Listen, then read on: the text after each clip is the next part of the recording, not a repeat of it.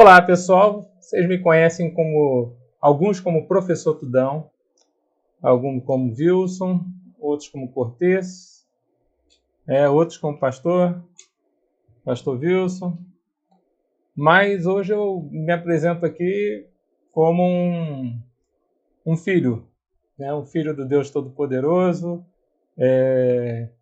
um filho que a princípio sabe as suas limitações e a princípio quer cada vez mais aprender, né, de quem a princípio entregou a vida por mim e por você, que foi o Senhor Jesus. Então eu tenho assim aumentado cada vez mais o meu carinho pela palavra de Deus, e isso tem feito assim muita diferença na minha vida, e eu sei disso porque eu sei como eu estava quando eu me acheguei a Jesus, e hoje, né, com a graça de Deus, muita coisa aconteceu a favor daquilo que Deus queria fazer na minha vida. Mas tem muita coisa, a gente ainda está num caminho, né? A gente está sempre no processo. Então eu falo assim para o pessoal assim, que a gente não está pronto, não. Vixe, Deus, tem tanta coisa para acertar aqui, tem tanta coisa para a gente melhorar, não é verdade? Então, independente da sua fé,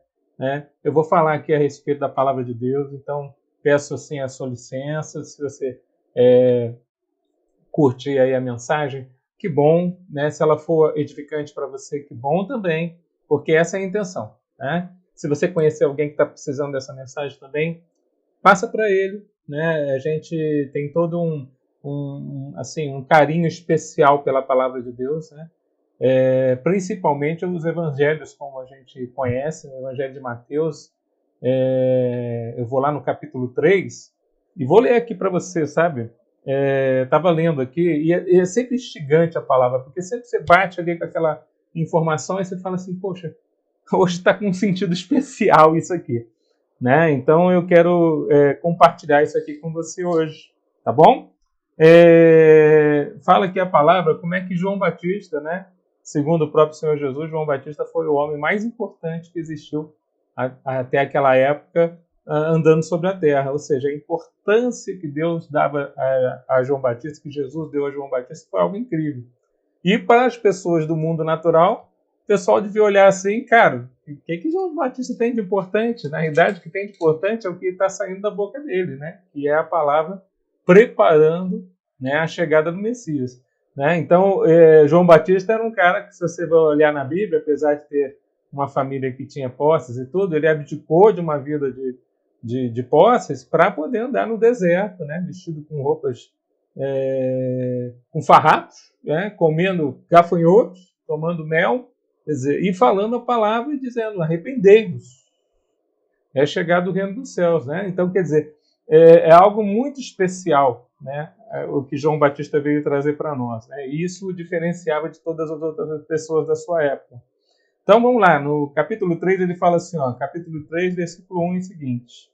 Naqueles dias apareceu João Batista pregando no deserto da Judéia e dizia, eu creio que João Batista gritava, né? Porque a princípio era uma mensagem muito importante. Arrependei-vos, porque está próximo o reino dos céus. Porque é o referido por intermédio do profeta Isaías. Voz do que clama do deserto, preparai o caminho do Senhor, endireitai as suas veredas. Então, preparai o caminho do Senhor e endireitai as suas veredas. Ele estava lá gritando, falando com as pessoas daquela época. Indo próximo ao Rio Jordão, tive a oportunidade de conhecer o Rio Jordão lá em Israel, né? No ano retrasado. E foi algo muito especial. Agora, infelizmente, Israel está em guerra lá, né, com Hamas, com Hezbollah, então é uma situação bem difícil. Bom, aí ele continua. Usava João vestes de pelos de camelo, cinto de couro, sua alimentação era gafanhotos, mel silvestre. Esse era o homem mais importante naquela época, segundo o próprio Senhor Jesus. Então saíam a ter com ele em Jerusalém toda a Judéia e toda a circunvizinhança do Jordão, e eram por ele batizados no Jordão. Estava batizando as pessoas que confessavam os seus pecados. Vendo, porém, ele que muitos fariseus e saduceus vinham ao batismo, disse-lhe: raça de víboras, quem vos conduziu a fugir da ira vindoura? Produzir, pois, e aí vem a palavra que eu, a princípio, acho muito interessante. Produzir gera um esforço, né? Frutos dignos de arrependimento. E não comeceis a dizer entre vós mesmos: temos por pai Abraão, porque eu vos afirmo que destas pedras Deus pode suscitar filhos a Abraão, já que está posto o machado à raiz das árvores. Toda árvore, pois, que não produz bom fruto é cortada e lançada ao fogo. Eu acho essa comparação e essa expressão, frutos dignos de arrependimento, algo muito especial. Algo assim que muda todo o entendimento a respeito do que João Batista estava falando. E por que a princípio os fariseus e saduceus, né, que vinham também ao local do batismo, foram comparados a víboras, né, como se fossem assim, cobras, né? Quer dizer, o que estava acontecendo ali naquele momento? O que o Senhor estava avisando a João Batista a respeito das pessoas para que elas tivessem entendimento e se arrependessem dos seus pecados e a princípio descessem as águas e fossem batizadas, preparando a vinda, né, do Messias, como ele fala mesmo, preparando a vinda do Senhor. Gente, eu acho assim algo assim tremendo a palavra de Deus, porque muitas vezes, seja por metáforas, seja por expressões, seja através de uma coisa para facilitar o nosso entendimento, né, comparar o arrependimento, né, o ato de arrepender-se do seu pecado, com algo especial que gere frutos, né, é como comparar uma árvore que, a princípio, quando bem alimentada, ela vai gerar bons frutos. E uma árvore, quando mal alimentada, né, nós temos até uma teoria no direito que diz assim, né, que o fruto da árvore envenenada. Então, se você jogar veneno na raiz da árvore, o que vai sair do fruto ali também vai ser veneno. Então, na verdade, é algo muito especial que o João fala. E aí ele mesmo diz, né, produzam frutos dignos do arrependimento. Que já está aí o machado para cortar toda árvore que não produz bom fruto, sendo lançado ao fogo. O que seria, então, essa produção de frutos dignos de arrependimento? Quer dizer, o ato de a pessoa, a princípio, estar em pecado é a única coisa que nos afasta de Deus. Então, o fato de nós estarmos, né, cometendo pecados nos afasta da presença do Senhor. O Senhor é santo, o Senhor é puro, o Senhor nos ama. Veja, nada nos afasta do amor de Deus. Mas até quando Jesus está na cruz e, a princípio, ele está entregando-se por nós como cordeiro mudo, né, o próprio Senhor, né, na palavra de Deus, ele vira o seu rosto porque sobre ele está todo o pecado da humanidade. É impossível Deus coabitar com o pecado. Então, por isso, nem com o Filho ele consegue estar junto naquele momento, porque o pecado estava todo sobre Jesus. Olha só que coisa incrível. Então, agora a mesma coisa acontece conosco. Quer dizer, graças, né, a João Batista tendo trazido aí, né, a preparação da vinda de Jesus, graças a Jesus ter vindo na Terra, né, para poder fazer o ser o nosso segundo Adão e levar sobre ele todos os efeitos do pecado, só existe uma coisa muito importante aqui, né? O arrependimento. Deus não quer somente levar o seu pecado, ele quer que você tenha uma mudança de vida. Então isso é algo muito especial. O que a princípio nós desejamos, né, é que você tenha o que Deus quer? Que você tenha uma mudança de vida tão grande, tão especial, que você vai fazer o que nós chamamos aí uma verdadeira metanoia. Quer dizer, vai acontecer algo muito interessante que, a princípio, está dentro da nossa palavra, né? Dentro daquilo que Deus preparou nessa situação. Eu acho interessante aqui que, a princípio, a própria Escritura, né, dentro do Novo Testamento, usa 3 palavras gregas diferentes para você, a princípio, falar das fases desse arrependimento. Então, são 3 palavras diferentes. Eu peguei isso aqui num estudo, né, e achei muito interessante. A primeira delas é metanoeo, que significa uma mudança de mentalidade. Então, a primeira coisa é que Deus, ao princípio, vai tocar na sua, né, através da palavra, aquela vontade que vai aparecer em você, para que você, a princípio, mude a sua mentalidade, o entendimento a respeito do pecado. Depois, a metonolomai, significa mudança de coração, ou seja, muda a mentalidade primeiro, então tem que haver entendimento. Não, isso aqui não está legal. Isso aqui está me fazendo mal. Isso aqui está me afastando de Deus. Depois vem uma mudança no teu coração, que significa a mudança, né, no coração. Verdadeiramente você, a princípio, entende aquilo e assume aquilo. E a terceira é a famosa metanoia, que aí a metanoia é muito comum, mas a gente não fala das duas situações anteriores. Primeiro muda a mente, depois o coração. Aí você muda o curso da tua vida. Metanoia significa mudança do curso de vida. Ou seja, você toma uma decisão. Eu lembro, né? Eu estava assim, totalmente envolto em situações de pecado, né? Quando da minha conversão, há muitos anos atrás, sei lá, uns 17, 18 anos atrás, já perdi um pouquinho a conta. E aí, eu, a princípio, fui num encontro da igreja, foi algo muito especial, né? Deus falou comigo, eu fiquei impressionado. Deus fala comigo. Não é possível, cadê aquele Deus que eu, a princípio, conhecia na figura que estava no quadro, ou, a princípio, numa imagem? Ele fala, né? Quer dizer, ele usa o Santo Espírito para poder conversar com você. Eu falei, aquilo foi algo maravilhoso. E ele sabia dos meus problemas, ele sabia da minha dor, ele sabia do meu sofrimento. Eu, na hora, eu fiquei desesperado. Eu tive um entendimento ali muito claro de que, poxa, Deus fala com a gente. E ele está vivo. Ele não está mais naquela cruz. E ele, a princípio, quer conversar comigo. E aquilo foi algo muito especial. E aí eu perguntei, o que o senhor deseja? Né? E eu lembro que até hoje, uma visão que eu tive dentro da igreja, logo no comecinho da minha conversão, e eu fechava os olhos e vi um barco. Um barco bonito, mas era um barco. E eu, como tinha uma origem militar, eu era da Marinha, né? Isso foi depois que eu já tinha saído da Marinha, mas eu, como a princípio entendo, né, ou minha vida, né, teve uma participação aí de mar, de barco, eu fiquei assim impressionado. O que é isso, Senhor? Perguntei na minha mente. E o Senhor falou, esse é o barco da tua vida. Falei, uau, barco da minha vida, Deus, o que eu faço aqui? Deixa eu ver. A primeira coisa que me veio na mente é, quem está no controle desse barco? Porque se eu estava ali, olhando, né, apreciando a paisagem, achando bonito o barco, apreciando o barco, eu não estava no controle, porque alguém fica no controle. E quem está no controle, normalmente, é aquele que está guiando o barco, está construindo as coisas, está fazendo as coisas, está fazendo o caminho do barco, está se preocupando com a navegação do barco. E na hora aquilo veio muito forte na minha mente. Quem está guiando o barco? Ele falou assim para mim, você me autorizou a guiar o barco da sua vida. Quando você se converteu, você pediu para mudar o curso da tua vida.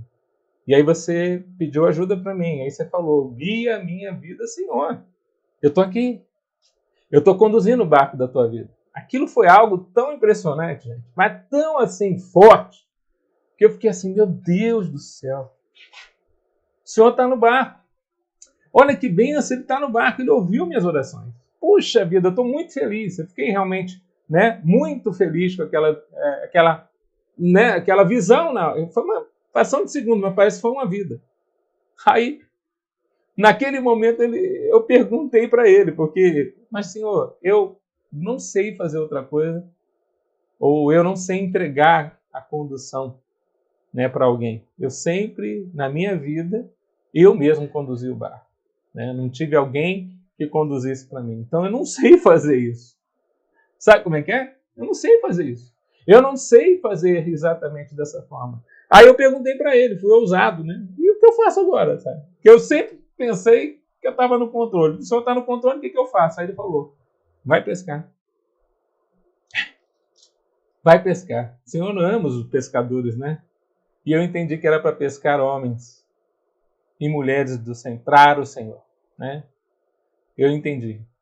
Aquele dia foi um dia muito especial, quando eu estava lá, ouvindo do Senhor, que Ele estava no controle do barco da minha vida. Então, quando eu me converti, e a gente fala que conversão é exatamente isso, é você arrepender-se, você ter entendimento de que arrependimento gera frutos, e entre os frutos, eu estava falando aqui com você, um dos frutos É a mudança de mente, a mudança do coração e a mudança do curso da vida. É a metanoia, né? Que entra com tudo. Né? Você realmente não quer ficar mais fazendo as coisas do passado que desagradam a Deus, desagradam a você mesmo e te afastam do Senhor. Você, pelo contrário, você quer algo especial. Bom, aqui eu vou botar esse vídeo também no meu canal aqui do Administrador Fiel, porque eu vejo que a nossa salvação é algo muito especial. Nós não somos salvos porque nos arrependemos, nós somos salvos porque Jesus fez tudo. Né? Jesus já se entregou na cruz para nós, mas nós precisamos crer em Jesus. Nós precisamos aceitá-lo como Senhor e Salvador da nossa vida. Então é algo muito especial. Então, o abandono do pecado é uma das necessidades desse fruto digno de arrependimento. Não adianta você se arrepender e no outro dia cometer novamente. Arrepender, cometer novamente. Muitas vezes isso é um remorso. Às vezes até é um medo natural pela consequência do pecado. Né? Porque a consequência do pecado é o afastamento de Deus. Então, você tem um medo de cometer um pecado, se afastar de Deus, Deus se afastar de você, e ao mesmo tempo você não se arrepende verdadeiramente. Não consegue esse arrependimento e essa situação. Por exemplo, você nutre uma ira por uma determinada pessoa e aquilo fica consumindo você. Queridos, né, a falta de perdão é um veneno que quem não perdoa está tomando todo dia. Né? O perdoar, assim, né? A gente pode fazer um vídeo sobre perdão, que é algo muito especial. Né? Se você quiser, coloca aí embaixo. Pô, faz um vídeo sobre perdão, que é algo tremendo. Né? E eu faço aqui com todo carinho, né? Vou estudar com o Senhor, pedir a direção dele, mas os frutos dignos do arrependimento é o dia de hoje. Mas quanto ao perdão, se você, a princípio, perdoar, você não está aceitando aquilo que foi feito de mal, mas você está entregando para o Senhor todo o juízo, porque o Senhor é o justo juiz. Ele sabe todas as circunstâncias, inclusive naturais, sobrenaturais, que estavam envoltas em cada uma das situações da tua vida. Então ele está ali sabendo de tudo, conhecendo tudo. Então ele vai chegar e vai, a princípio, aplicar a justiça, e ele é o justo juiz. Não é verdade? Bom, uma vez que você, a princípio, né, comece, né, o teu processo de arrependimento, com mudança na mente, mudança no coração e mudança no curso de vida, vai começar a aparecer os frutos. Como a árvore que, a princípio, no começo estava envenenada e gerava frutos ruins, né? Eu me lembro, eu estava falando com as crianças outro dia, agora já são jovens, né? E quando no começo da minha conversão eu era bastante rígido, né? Gritava muito em casa. A partir do momento que eu me converti, muitas coisas foram mudando. Muitas coisas mesmo foram mudando. Inclusive a minha forma de, a princípio, tratar com eles. Porque não era na... Às vezes a gente repete aquilo que a gente mais detesta, né, na nossa criação. Eu lembro que o pessoal falava que eu tinha um olhar assim, que eu olhava, né? Né? E aquela cara de bravo. Então a pessoa, a criançada ficava com medo só do meu olhar. E eu lembro que esse olhar já veio, eu não vou citar as pessoas, porque as pessoas cuidaram tão bem de mim que eu tenho que ser muito grato, né, às pessoas. Mas a gente repete as coisas que a gente mais detesta. Muitas vezes é justamente as coisas que a gente aprendeu lá no passado. Então, quando a gente, a princípio, entra dentro do processo de gerar frutos dignos de arrependimento, é porque nós estamos mudando de vida.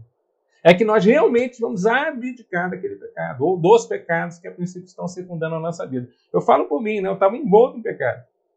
E quando eu tomei a decisão, não, eu quero esse Jesus, porque ele fala comigo e ele quer bem a mim, sabe? Eu quero andar com aquele que, a princípio, me ajuda todo o tempo. Quer me ajudar todo o tempo. Então eu vou andar junto com ele. Senhor, o que eu devo fazer? Abdique, né, dos pecados. E aí eu fui fazendo. Saí daquele encontro e falei, vou arrumar minha vida. Agora é o momento. Agora eu entendi, o Senhor me ama. E aí, entre essas coisas, você começa a praticar aquilo que está escrito na palavra. Você começa a se alimentar dessa palavra, porque a palavra, diz a Bíblia, que o Senhor se fez, né, carne, e a carne, no caso aí, né, o Senhor Jesus, né, abdicou da sua personalidade 100% Deus e veio à terra como um homem. Né? Sofreu todos os tipos de tentações e não pecou, é o que diz a palavra. Isso é algo tremendo e poderoso. E ele foi o Cordeiro Santo que foi entregue por nós. Foi o sacrifício dele na cruz que, a princípio, levou os nossos pecados. Então, nós temos que ser muito gratos a esse grande herói que é Jesus. A essa atitude maravilhosa que ele teve. Praticar a palavra é, a princípio, apontar para ele. Né? E aí, se você for de Gênesis até Apocalipse, você vai ver que a palavra de Deus por completo ali, né? Em Gênesis e Apocalipse, ela aponta para Jesus. Então você vai conhecer. A palavra de Deus diz que quando você conhece Jesus, você conhece o Pai. Então é algo tremendo que vai acontecer, né? Conhecendo Jesus, eu conheço o Pai. E então, quanto mais você quiser conhecer a Deus, conheça Jesus. É algo maravilhoso. Testemunhar Ele. A partir do momento que você entrega a sua vida a Jesus, você começa a ser uma testemunha viva de coisas incríveis que vão acontecer na tua vida. Eu sou uma pessoa antes e depois da conversão. E eu entendo, a princípio, eu entendo que Deus não fica voltando o nosso passado. Na verdade, quem volta o nosso passado é o inimigo, né? O inimigo adora ficar fazendo você relembrar do teu passado. E pessoas que a princípio ainda não se converteram adoram lembrar de você no teu passado.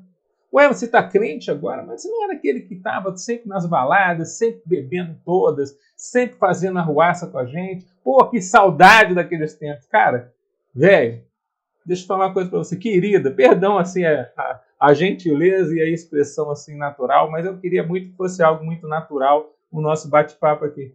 Mas preste atenção, é assim que Deus é, né? Ele nos muda de uma tal forma, ele permite uma mudança no nosso custo de vida de uma tal forma que a gente não vai sentir mais prazer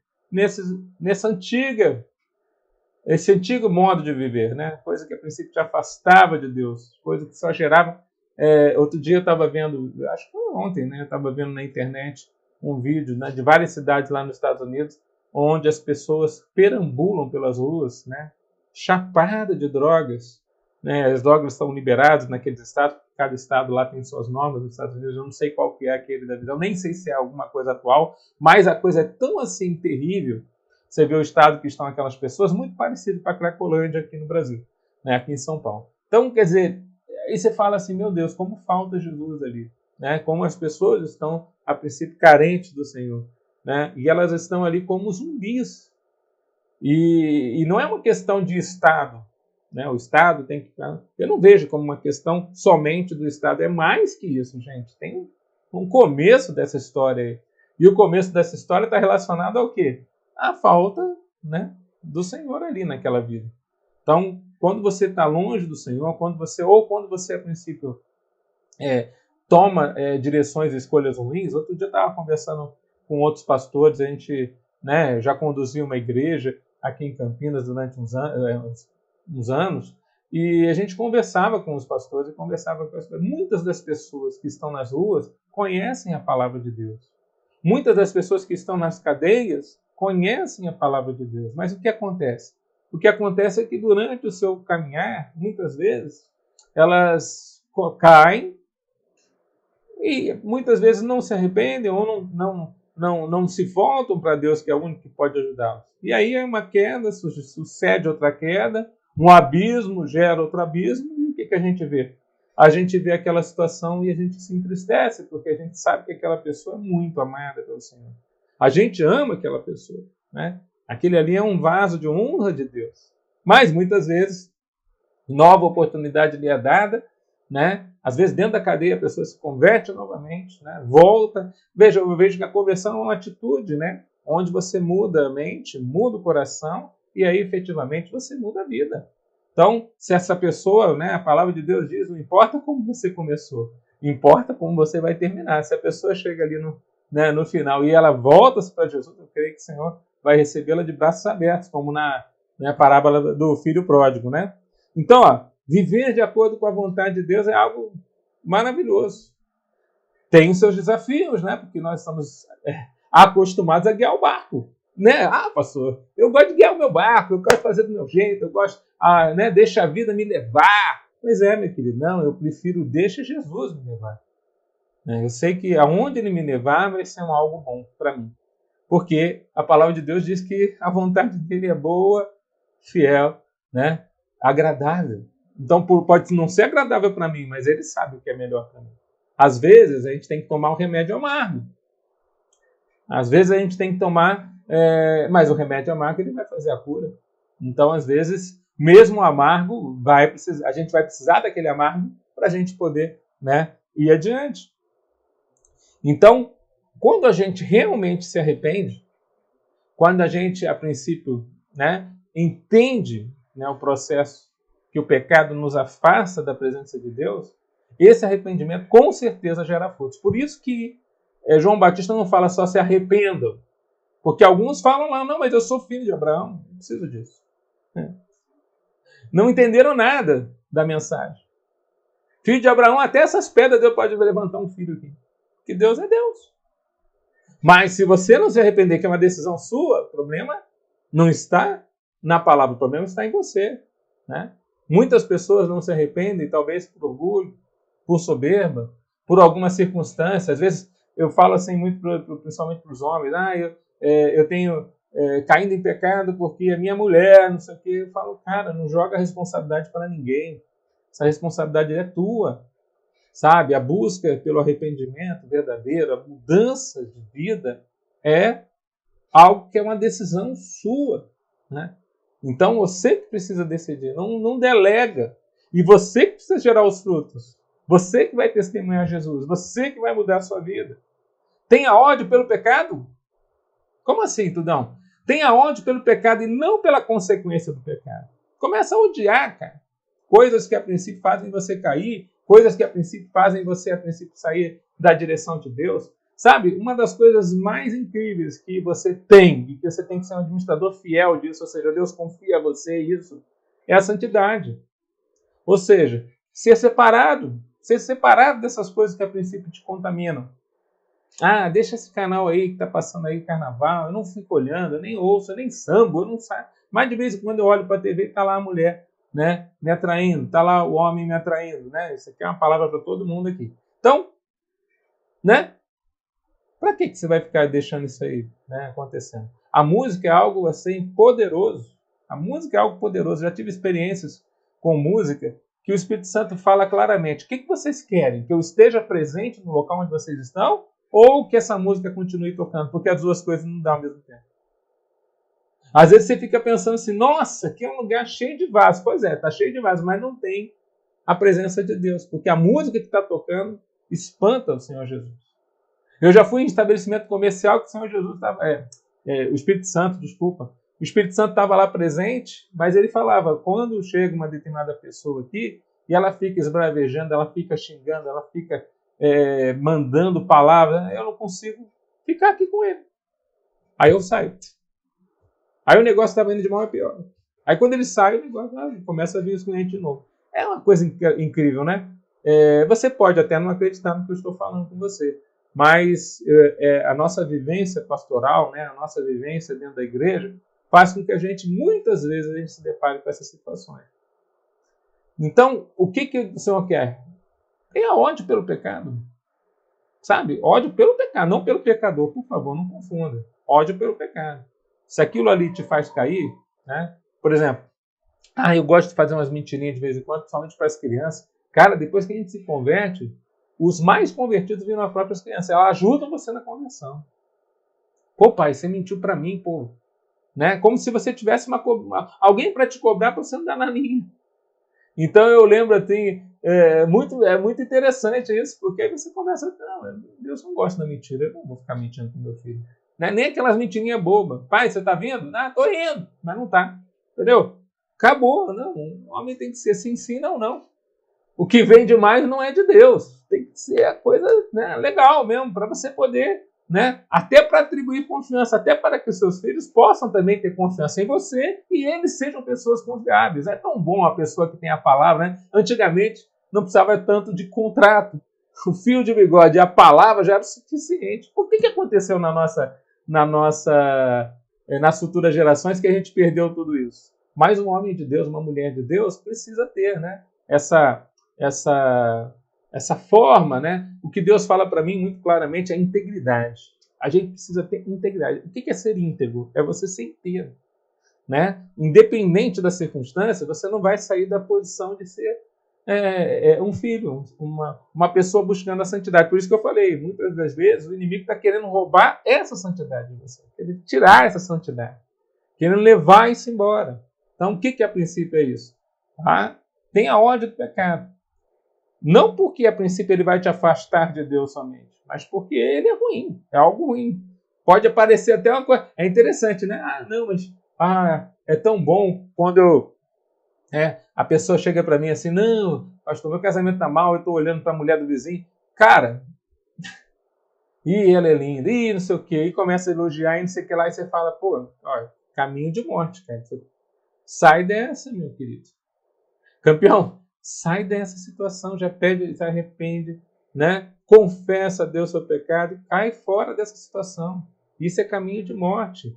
Mas me parece bom aos olhos, mas a própria palavra de Deus diz que tem caminhos que parecem bons aos olhos dos homens, mas que são caminhos de morte. E a morte é justamente você se afastar da presença de Deus, você vai estar longe do Senhor. O pecado te afasta de Deus. A palavra em Ezequiel 17, perdão. A palavra em Ezequiel 14, né? Capítulo 14, versículo 6, fala assim: convertei-vos e afastai-vos dos vossos ídolos e das vossas abominações. Das costas, olha só, fica de costa para as vossas abominações. Ou seja, aquilo que você fazia antes de você conhecer Jesus, afaste-se. Tem gente que tem muito problema com vícios, né? Diversos tipos de vícios. Até informação hoje é vício. Né? A pessoa que fica o tempo todo no celular. Né? É pecado, professor. É pecado, Wilson. Nem sei se eu falo aqui como professor, se eu falo como pastor, né? Mas é pecado, Wilson, você a princípio ficar o tempo todo ali na internet. Cara, se aquilo ali te afasta de Deus, cuidado se não se tornou uma idolatria, né? Tem gente, por exemplo, que não vai, por exemplo, congregar na casa do Senhor, porque a princípio fica lá 3 horas no celular, depois não tem tempo para fazer o que tinha que fazer, aí vai fazer justamente no horário onde a princípio iria prestar culto ao Senhor. Cara, presta atenção, tome cuidado. Não vou falar que mexer em celular é pecado, mas se ele estiver tirando a prioridade, né? Amai o Senhor sobre todas as coisas, né? Amai o Android sobre todas as coisas, não é verdade? Então tem que tomar cuidado. Você entendeu? Tem que tomar cuidado, cara. Tem que tomar cuidado, querida. Outra coisa, né? Lá em Ezequiel também, 20:43, tereis nojo de vós mesmos. Olha só que forte a palavra, né? Tereis nojo de vós mesmos. Veja que anteriormente Deus falou para você ficar de costas para as suas abominações. Quer dizer, jogar para o mar do esquecimento esses pecados, assumir a posição de arrependimento, mudar o curso da tua vida para sempre. E aqui ele fala, você vai ter nojo de vós mesmos, de todas as vossas iniquidades que tendes cometido. A iniquidade é a nossa tendência ao pecado, né? E aí você vai perceber isso. Nossa, pai, eu cometi isso aqui. Não consigo nem eu me aguento. Já viu isso? Nem eu me aguento, eu fiz isso. Que coisa horrível. Você está entendendo? Isso é o verdadeiro arrependimento. Quer dizer, chega a um ponto que você reconhece que aquilo que você fez é algo horrendo, não só para você, mas para o Senhor. E é hora de mudança. Entendeu? É hora de mudança. Lá no Salmo 110, 104, fala assim: deteste todo caminho de falsidade. Então você estava num caminho de falsidade. É interessante que o inimigo, muitas vezes, ele produz uma satisfação lá no pecado, que é efêmera, etérea, vamos dizer assim. Está lá no ar, assim, ó. E já passa que nem um rastro de vento, assim. Então, é uma coisa assim, a droga, né? Aquilo me dá prazer, eu tenho que aumentar a quantidade para dar o mesmo prazer, eu tenho que aumentar a quantidade, chega um momento que você está no caminho de morte. Né? E assim como outros vícios também. Né? Dopamina. Chega um momento que você está no caminho de morte. Então, por favor, querido, eu quero orar no final dessa palavra e pedir ao Senhor, né? Ao Espírito Santo de Deus, que Ele te ajude a sair desse caminho de morte. Né?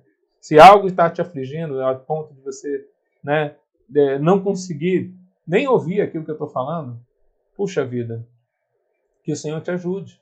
Né? Ele pode te ajudar. Eu tenho certeza disso.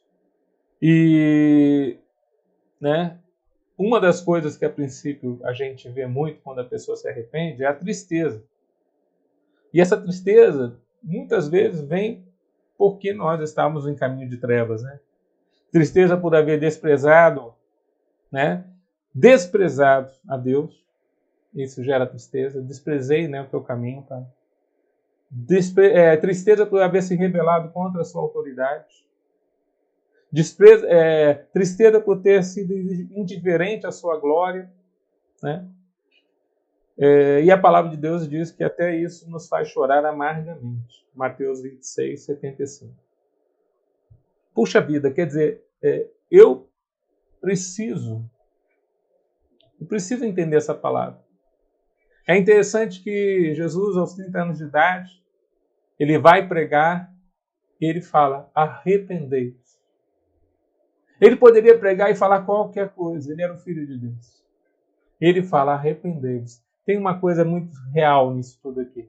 Não é que Deus, a princípio, quer que você seja uma pessoa... Eu vejo isso muito entre os jovens, né? Nossa, pastor, eu quero sair, eu quero badalar, eu quero beijar muita boca, eu quero ficar com todo mundo, eu quero. Não tem tempo para perguntar o que Deus quer. É só eu. É o hedonismo puro. É eu na frente. Eu. Pois é, mas um dia você já foi assim. Você já foi jovem e você não conhecia a palavra. Mas a partir do momento que Deus toca o teu coração, a partir do momento que entra, né, na tua mente, olha, tem alguém que ama a minha vida, quer me ajudar. E esse alguém é poderoso. E esse alguém é fiel. Eu não sou fiel a ele. Muitas vezes eu falho com ele. Mas ele é fiel a mim. E ele me ama. É muito real. Então, quando você chega numa situação dessa, você fala assim, Deus, o que eu posso fazer? Olha só, né? Então, às vezes, as pessoas perguntam, mas por que Jesus anda com esses... Eu acho legal, né? Com esses cobradores de impostos, com essas prostitutas, com esse... os cobradores de impostos estão no nível geral ali, do pior da... A gente um dia pode pregar sobre Mateus aqui, justamente o livro que nós estamos estudando hoje, para falar o que o cobrador de impostos era naquela época para ser tão denegrido, né? Até hoje, né? O cobrador de impostos tem a sua história, né? Quer dizer, ninguém gosta quando você tem uma visita de um cobrador de impostos. Mas naquela época ainda era pior, né? O povo era judeu, né? Dominado pelos romanos, e a princípio você era judeu trabalhando para os romanos. E a princípio cobrando impostos para os romanos. Quer dizer, então o negócio era um inimigo público. Você entende? E aí, quer dizer, mas Jesus andava com eles. A palavra de Deus diz, ele mesmo fala, né? Jesus fala, eu não vim para os sãos, eu vim para os pecadores. Esse é o tempo. Se tem algo poderoso que eu possa falar para você, em ser um administrador fiel, em ser uma pessoa confiável ao Senhor, em Deus poder te confiar essa bênção. Aliás, um dos maiores presentes que nós recebemos, mas pode também ser considerado uma maldição, é o livre-arbítrio, né? Deus não vai tirar o poder de decisão de você. Pelo contrário, ele vai trazer esse poder de decisão várias vezes na sua vida. O que você decide, meu filho, eu vou respeitar. Ele não vai te impedir, ele vai te respeitar. Ele não te fez como um boneco, não te fez como uma criatura. Ele te fez para ser filho. Então, o que eu estou falando toda vez aqui para você é a respeito de algo tão poderoso. E na primeira vez que Jesus tem a palavra no templo, ele vai lá e fala sobre isso. Arrependei-vos. Anos antes, João Batista está no deserto. Ele fala, arrependei-vos. Então hoje, né, nós podemos estudar um pouquinho mais do que se espera de você no arrependimento. Gerar bons frutos.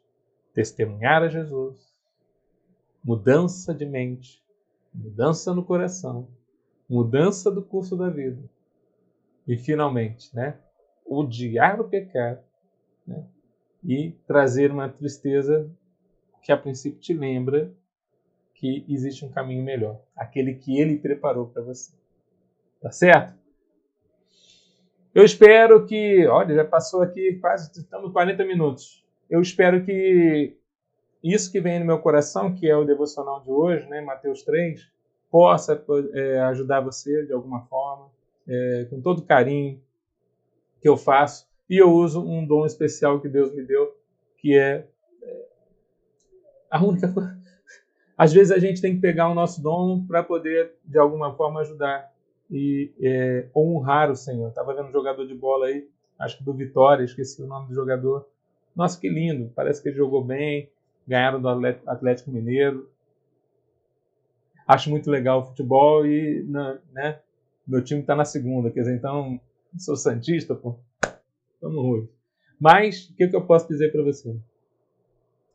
Que legal quando a gente pode honrar e glorificar o nome de Jesus. Então, que esse vídeo, esse bate-papo com você, né, possa ser algo útil para a sua vida e que você possa ser abençoado por esse vídeo, tá bom? Ao Senhor toda a honra e glória. Deixa eu falar uma coisa para você. Vamos orar.